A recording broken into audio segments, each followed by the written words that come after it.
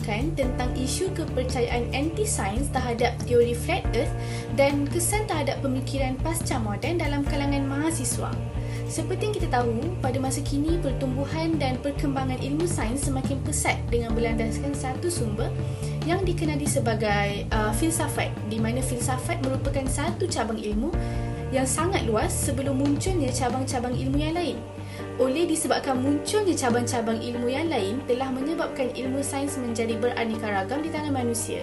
Walaupun sains merupakan satu fakta yang telah dikaji oleh para saintis, terdapat juga golongan yang berani menolak fakta-fakta tersebut, di mana golongan-golongan ini dikenali sebagai golongan anti-sains.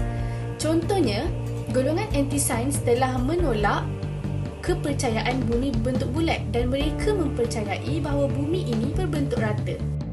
Seterusnya, saya akan membincangkan isu permasalahan kajian ini. Permasalahan berlaku apabila terdapat percanggahan perspektif seseorang individu terhadap individu yang lain. Isu yang jadi permasalahan adalah disebabkan nilai kebenaran dan kepintaran golongan anti-sains yang semakin berkurangan pada masa kini. Kepercayaan terhadap teori bumi datar telah mendorong mereka untuk menafikan segala kajian formal.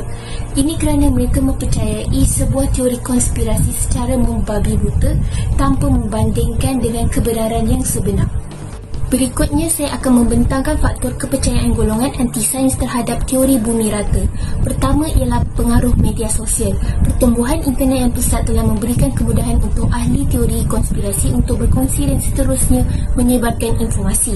Perkongsian yang tiada berasaskan fakta terlalu mudah untuk disebarkan di media sosial seperti Facebook, YouTube dan platform lain. Secara tidak langsung, kesukaran untuk mengawal informasi di media sosial telah menjadi faktor kepada kepercayaan sesebuah teori konspirasi kerana informasi tidak dapat ditapis untuk menentukan kebenaran dan kepalsuan. Kedua ialah faktor psikologi.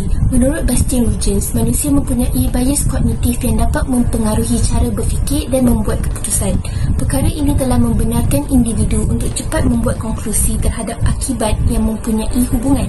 Daya bias kognitif ini juga membenarkan individu untuk mempunyai skeptisisme terhadap sesuatu perkara yang menyebabkan individu untuk bersikap curiga terhadap kebenaran dan kepalsuan sebuah idea. Terakhir ialah faktor keraguan melampau terhadap sesuatu idea. Keraguan melampau ini dipengaruhi oleh ideologi yang lain di mana golongan anti-sains ini percaya bahawa terdapat percanggahan dengan apa yang mereka sebetulnya faham. Sebagai contoh, kepercayaan bumi datar adalah berasaskan ajaran kitab Bible. Namun begitu, apa yang diungkapkan dalam kitab Bible itu tidak jelas kerana mempunyai elemen mitos yang bercanggah dengan ilmu saintifik. Akibatnya, kepercayaan yang patuh golongan ini hanya berkisarkan agama tanpa menerima ilmu saintifik yang telah terbukti.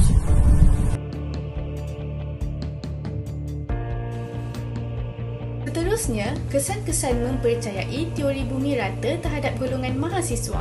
Yang pertama, keruntuhan iman.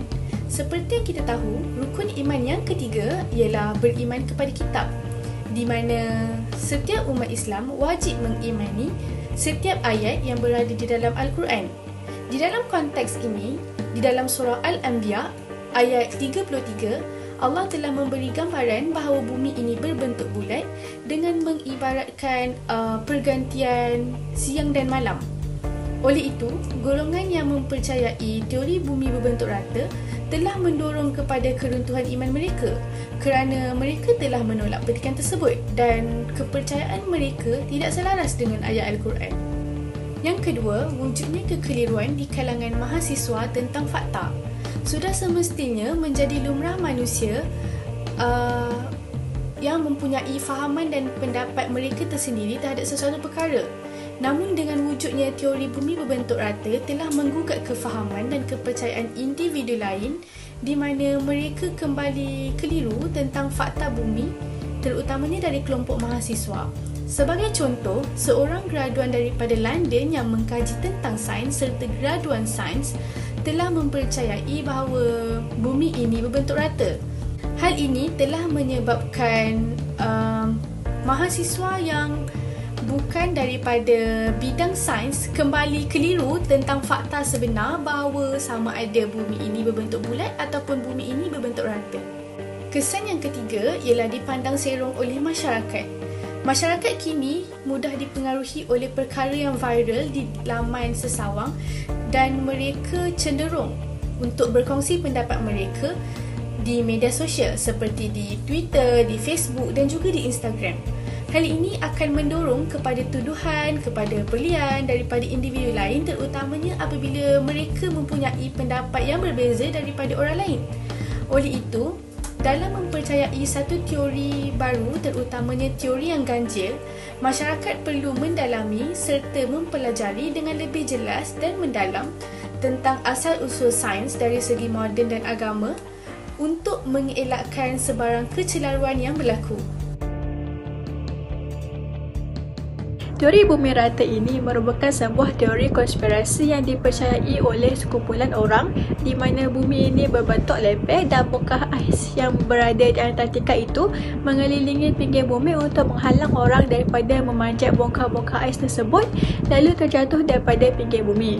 Selain mempercayai bahawa bumi ini rata, mereka turut mempercayai bahawa tarikan graviti hanyalah sebuah ilusi dan semua objek tidak terapung kerana ia dikuasai oleh tenaga misteri. Teori ini telah lama beredar dari generasi ke generasi, namun ia dicatat dan dihidupkan semula pada kurun ke-18 oleh pengikut Ludwig Mangelten dan seterusnya menubuhkan satu pertubuhan yang bernama Pertubuhan Zetetik.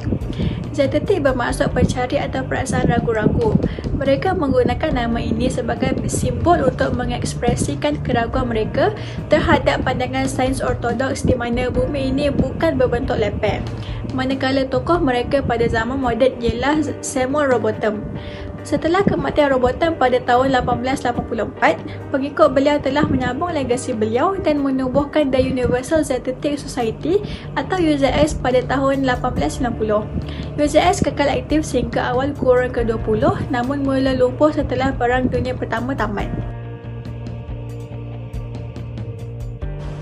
Falsafah pasca modernisme. Apabila diteliti dengan telitinya, dinamik Islam kelihatan sama dan hilang dalam jiwa masyarakat dan mahasiswa Islam.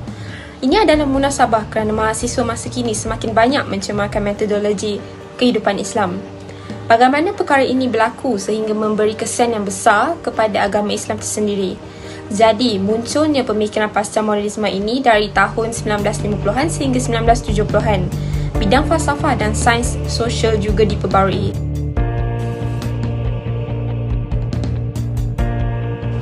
Antara prinsip pemikiran pasca modernisme ialah pengetahuan tidak neutral. Keupayaan pasca modernisme mempercayai bahawa ilmu sains tidak pernah neutral tetapi sentiasa berhadap kepada prinsip dan penuh nilai value bound. Menurut Jürgen Habermas, sains tidak pernah menghargai bebas kerana setiap produk saintifik secara normatif tegas. Seterusnya, denial of reality. Ia adalah di mana golongan pemikiran pasca modernisme tidak ada kebenaran mutlak yang membolehkan manusia melihat apa yang mereka inginkan berdasarkan pendekatan mereka dalam masa dan ruang serta konteks budaya dan sejarah mereka. Yang terakhir, apa pula kaitan pemikiran pasca moden dan bumi rata? Orang yang percaya bumi adalah rata tidak meletakkan kepercayaan mereka pada jenis bukti yang sama. Sebaliknya, mereka percaya kita ditipu dan dibohongi dan saintis percaya bumi itu bulat walaupun dilihat rata. Jadi persoalannya, kenapa orang percaya kepada konspirasi dan bukannya kenapa orang percaya yang bumi itu rata? Dan sebab untuk ini sentiasa sama iaitu kekurangan kepercayaan. Pasca modernisme adalah cara kompulsif untuk melihat keburukan masyarakat barat untuk membesar-besarkan dan memonopoli realiti dan kebenaran.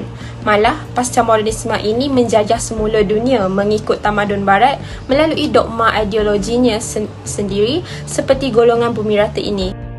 Terima kasih kepada saudari Sharifah. Saya, Nasyatul, akan meneruskan pembentangan dengan mengulas dari segi perspektif Islam. Tokoh Islam yang terdahulu seperti Al-Biruni, Imam Al-Ghazwani dan Ibn Khaldun telah memberikan pendapat mereka tentang bumi yang datar ini. Al-Biruni dan Imam Al-Ghazwani mengaitkan kejadian gerhana bulan dan matahari serta perubahan musim panas dan sejuk yang tidak akan berlaku sekiranya bumi itu datar.